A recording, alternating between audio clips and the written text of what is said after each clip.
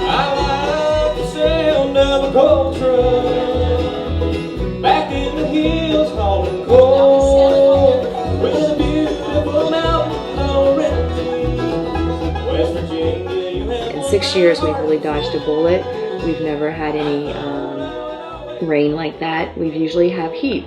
So I guess you could take, do you want rain or do you want heat? And after yesterday in the mud, I will still take the heat. But I was really, really pleasantly surprised at our attendance yesterday, given the fact that the weather forecast previous was so bad, and that we did have a little bit of a monsoon there around 10 or 11 o'clock. But at 3 or 4 or 5 o'clock, our attendance was very good. It was about a little over half of what we had of last year. But again, I was just happy people came yesterday. So yeah, that was the most challenging. I think the future for South Branch Valley Bluegrass Festival is always in question because of finances. We run the majority of the festival on a grant that comes from the Affairs and Festivals Committee out of Charleston. So that is always, again, kind of up in the air as to whether we'll receive that, which we'll usually find that out after July 4th or so. The people that have been loyal and have been coming don't want it to end, don't want us to lose it. So I think they're very passionate, as I am, about trying to find a way to keep it. Of course, everybody would like to see a two-day event, a Friday or a Saturday. You know, it's a possibility. You know, festivals grow. So you know, that's something that we've talked about down the road, is a 2-day event versus a 1-day event.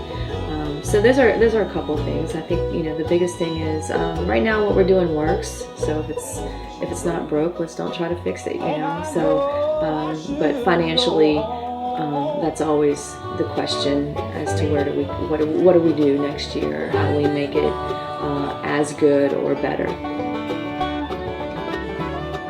After the bluegrass, when those fireworks are going off and people are really, the kids are loving it, families are loving it, it's extremely fulfilling for me and for the whole committee.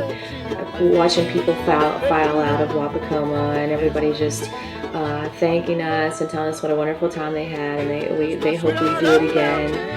Yeah, it's extremely fulfilling. And we even had that last night in the pouring down rain, and people out there pushing cars out of the mud. They didn't even know who was in the car. The Hampshire High School football boys were out there just getting behind cars and getting splattered with mud and pushing people out of the mud. And so to see a county and a community come together like that is extremely rewarding. And you know, there's not too many places, I think, that you could live where that would happen. I really don't.